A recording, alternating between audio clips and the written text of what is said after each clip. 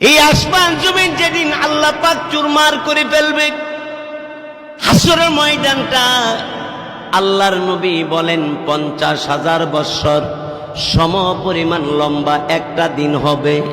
ওই দিন আল্লাহ পাক একজন একজন করে বিচার করবে। আমি যুবক আল্লাহ রাব্বুল আলামিনের সামনে ওই দিন আমি যখন আল্লাহর সামনে দাঁড়াবো, আমি আল্লাহ রব্বুল আলামিনের কাছে কি জবাব দিব?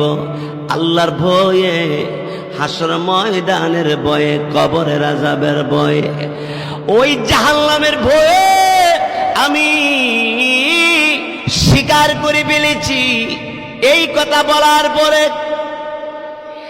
এবার এলাকার লোকেরা বলল, চলো এই যুবকরে নিয়া খলিফাতুল মুসলিমিন আমিরুল মুমিনিন ওমর ফারুকের কাছে নিয়ে চলো। এলাকার সব লোকেরা এই যুবকরে ওমর ফারুক রাদিয়াল্লাহু তাআলা আনহুর কাছে নিয়ে গেছে।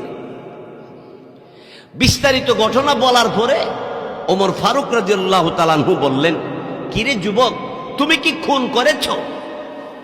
যুবক বলল, জি আমিরুল মুমিনিন, আমি খুন করলাম। যুবক স্বীকার করার পরে আমিরুল মুমিনিন ওমর ফারুক রাদিয়াল্লাহু তাআলা বললেন, এই যুবক, খুন করার পরে এইভাবে তুমি স্বীকার করলে কোন কারণে? যুবক ডাক দিয়ে বলে, আমিরুল মুমিনিন ওমর ইবনে খাত্তাব রাদিয়াল্লাহু তাআলা আনহুকে বলে, ওগো আমিরুল মুমিনিন, আমি তো একদিন পৃথিবী ছেড়ে চলে যাইতে হবে। এমন কবর, যে খবরের নাই কোনো খবর। ঠিক কিনা জোরে কর।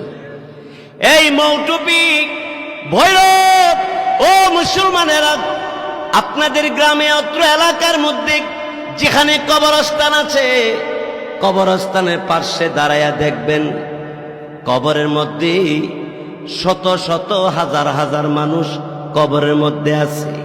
আছে না নাই? মাস্টার আছে, ইঞ্জিনিয়ার আছে, ডাক্তার আছে, সর্দার আছে, ধনী আছে, গরিব